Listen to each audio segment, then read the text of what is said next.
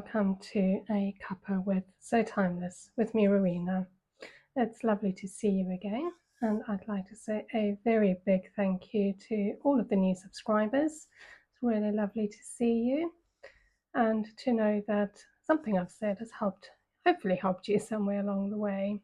Anyway, welcome. Hope you can grab a cuppa and join me for a short while today.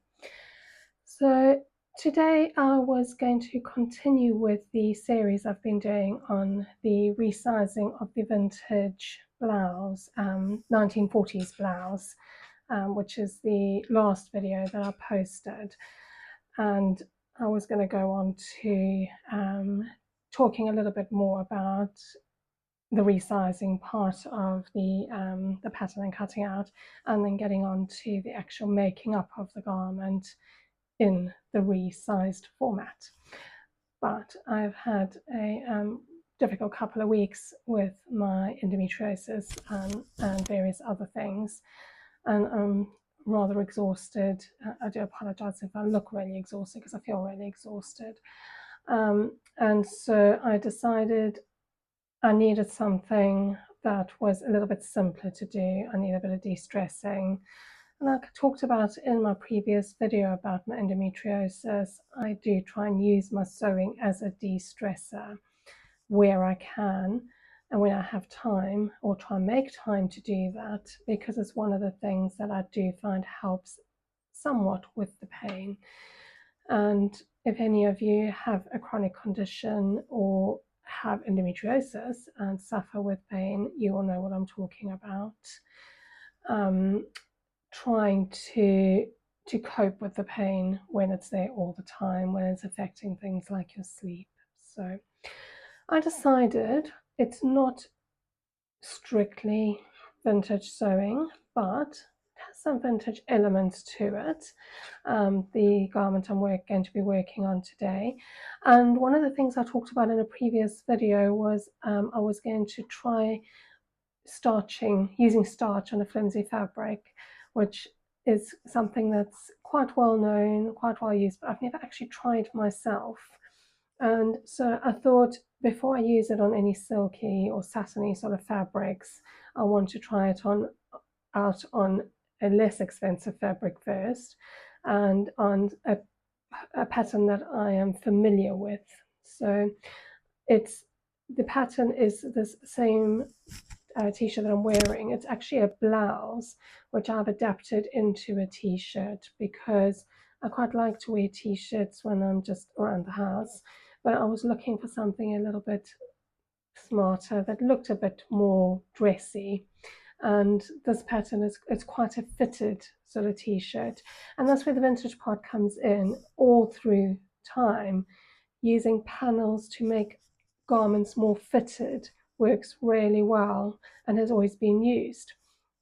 And so one of the reasons I really like this specific design, and why I'm making yet another one, I already have 3 and I'm making another one, is because I get a lot of abdominal bloating and swelling with my endometriosis, and I find this pattern helps to hide that when it's really bad, and not show it as badly, because I get a little bit self-conscious about it and how big it gets. I always say I'm pregnant. I look pregnant, and there's times when you just don't want to look that way when you are not actually pregnant. I loved being pregnant and saying that. I really did love it. I'd love to have another baby, but a bit past that now. So getting back to the matter at hand, this is the fabric that I'm using, which to me also has a vintagey feel. Let me just get that a bit closer for you. I'm still trying to decide whether it's blue or green.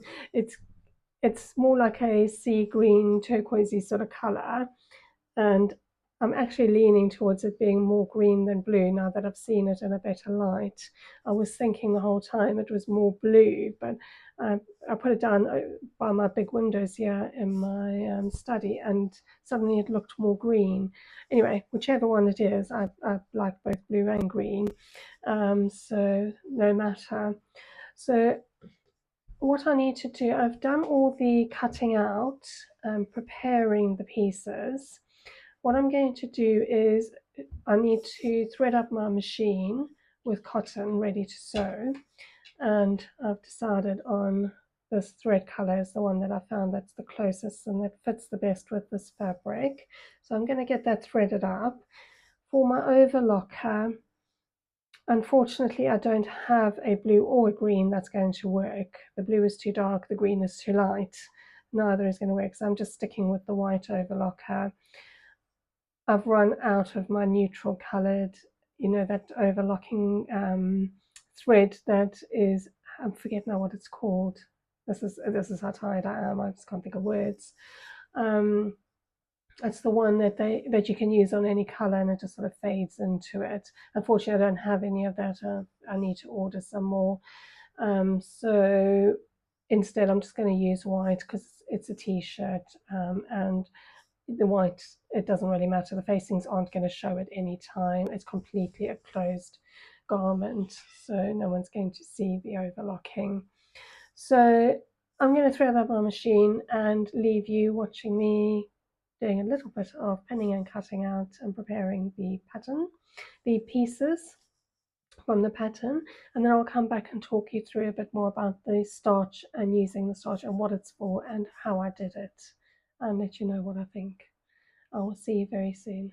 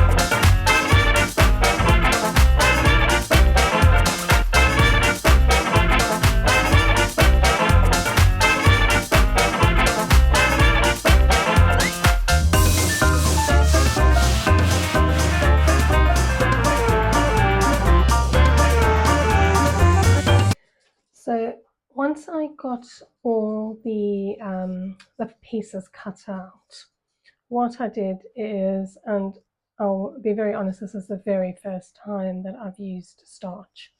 The object is to try and put it on areas where you're going to do seams and where the fabric is rolling. Now, I didn't want to make the fabric super stiff, but I just wanted to stop the rolling from happening and just give it a little bit of body. So I was very careful not to put too much starch, and I will show some clips of how I did it. And it might look like a lot of starch, but it actually wasn't really. Initially, I was spraying a little bit too close, so moving a bit further away is better. I've got the can of spray starch, and yeah, it has worked. So this was rolling terribly before I started. Now you can see it's lovely and straight, and equally for the bottom, it had been rolling and curling up, and it's now straight without even when I don't pull on it, when I just held it lightly.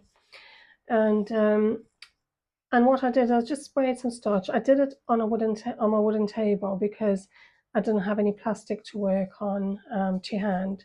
So I just did it on my wooden table where I didn't mind getting the starch onto the table.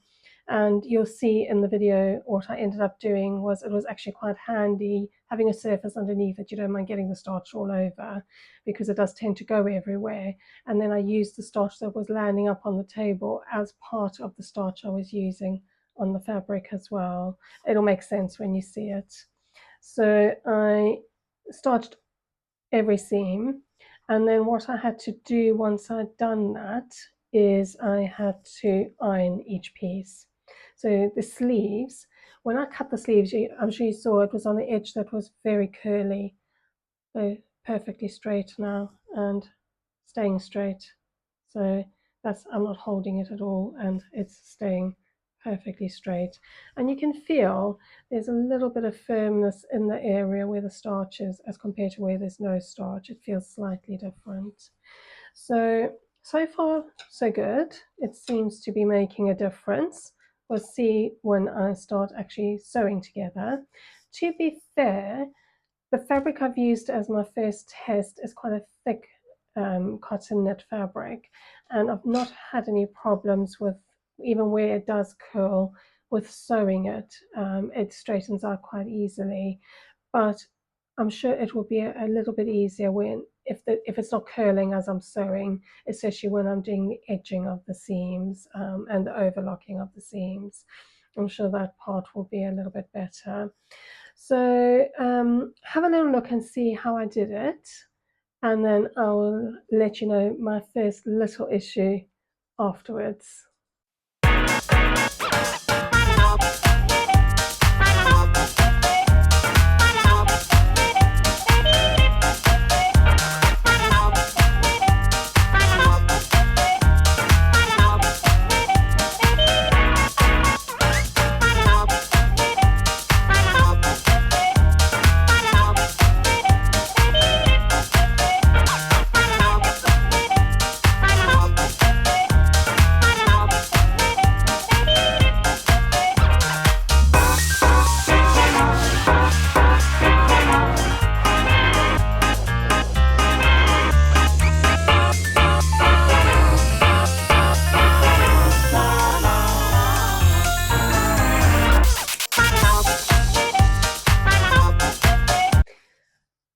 So as I said, once I'd done the spraying and it was all, you can see it looks quite wet, I gave it a light ironing, or more of a pressing than an ironing, because you don't want to, what you don't want to do is, especially with stretching it, is stretch it out of shape and then get it into that shape with the starch there. So it was more pressing, and I did it on a very low heat, and I just kept going over the areas until the starch had dried. It didn't take very long at all. Some of the bigger areas where I'd sprayed too much starch, it took a little bit longer, but it didn't overall take very long to dry. And the bonus was I got to iron all my pieces, which I don't normally do before I sew t-shirt fabric, and it's actually quite nice. It all looks really nice and ready to go, as it were. Now, my first little issue, I was in two minds before I did the starching whether to put starch on the parts that I was going to be adding the iron-on Vilene to, the interfacing fabric. And I decided to starch it just to see what would happen, just to see how it would go. Now, I've since then put the Vilene onto the fabric, and I've got the iron-on one. And the only problem with it was, and it's not a massive problem because I've overcome it, was it took forever, exaggerating a bit, I know, but it did take ages to actually iron the Vilene on and to get it to stick. You could smell the smell of the starch coming off. And by the way, the starch I bought is, I'm not advertising it, but it's got such a nice smell. It really smells gorgeous. So I wish I could let you smell it on the camera, but unfortunately I don't have 4D or anything like that. But joking aside, it was a little bit of a nightmare getting the iron-on Vilene to stick to the fabric and to stay in place. So, but other than that, I've been happy so far with everything, and with having used the Vilene. So I'm going to go ahead and sew the garment together, and then I will give you a little rundown at the end of how I think it went. I'm not going to bore you with loads and loads of filming about sewing the garment together, because it does get a bit much, I think, when I show too much. I did a few videos in the beginning where I felt like I was just being extremely boring, just showing lots of sewing. So, but if there's any bits that I think might be a little bit interesting, like just sewing a seam where I've starched it and showing whether the ends have curled, I'll do 1 or 2 shots of those kinds of things just to show you before the end, and then I'll be back at the end and let you know how my garment has come out, and show you how the garment has come out, and let you know what I think, whether it was worth starching this type of fabric or not. I will see you soon.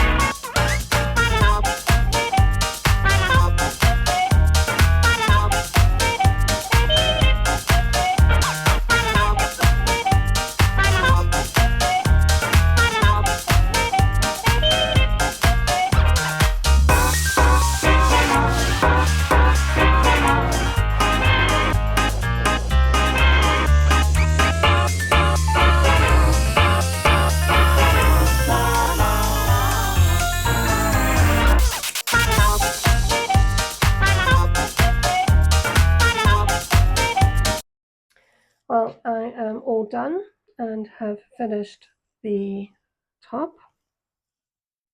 Sorry, I can't fit it all in on one shot. Needs a bit of a pressing, especially the facing bit. Done some stitch in the ditch on the shoulders there, but once it's had a little press, it will stay down. And some of the seams need a good pressing, as well as the hemline does definitely need a pressing. So I will get around to that. But getting back to how I found working with the starch. Just one little thing before I get on to that. I don't know if you know, I'm sure you did notice because it was a bit of a carry-on, the struggle I was having with my tailor's chalk writing on the fabric. So I discovered, I haven't used the tailor's chalk on stretch knit before, and I discovered that it does not write very easily. I wasn't able to write at all in the beginning. The white wasn't working very well. Eventually the yellow I got to show up a little bit, and only being able to do a cross. And the only way I could get it to work is if I had a few layers of the fabric on top of each other, rather than trying to press on the hard surface. So if you have done it before and you have any tips and tricks, please let us know down.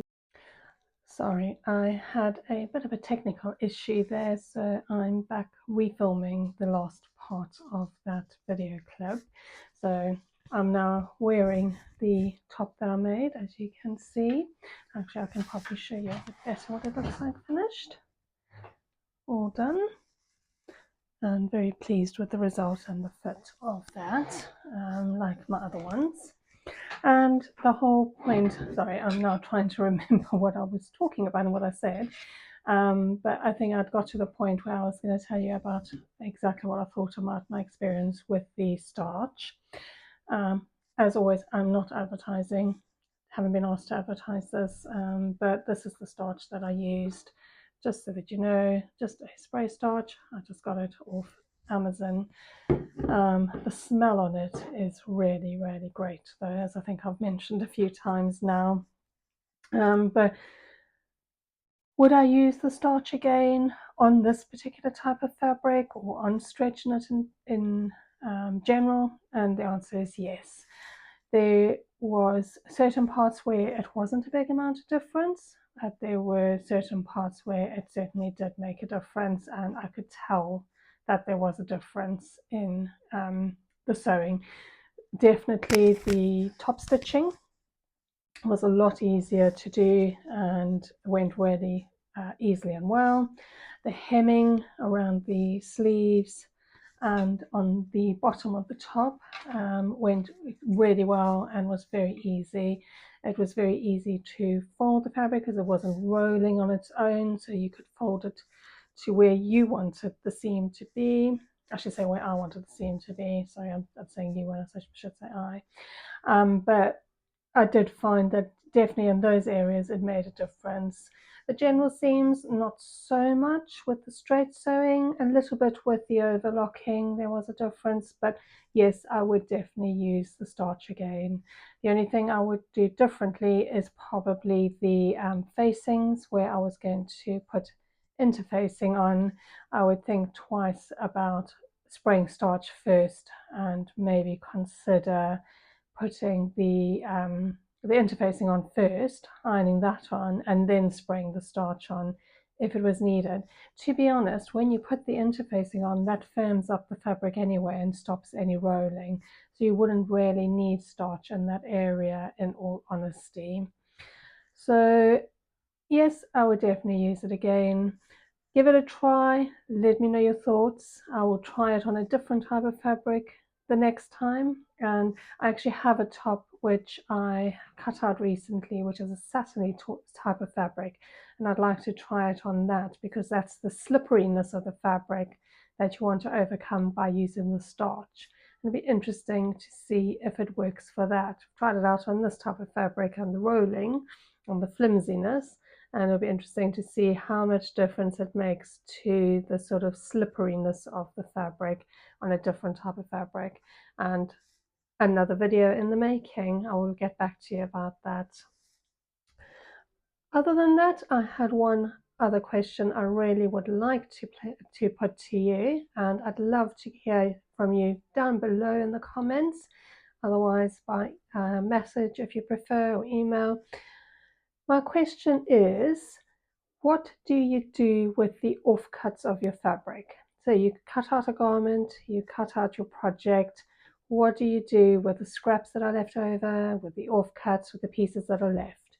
Do you just keep them all, stick them in a box somewhere? Do you throw them all out? Is there a certain size that you'll keep? And what do you do with it if you do keep it? What do you have plans for it? Is it just something you keep on the side for a rainy day with no particular plans? Please do let me know, and I will let you know what I do with mine, and I have an idea for a video probably with that topic in mind. So please do let me know your thoughts below. In the meantime, thank you for listening. Sorry about the incongruity, I think I said that right, of the end of this video to the other. I'm not sure what the technical problem was with the sound. I haven't been able to figure it out. This was going to be the easiest way to overcome it. I do hope you have a lovely evening and a lovely rest of the week. Goodbye.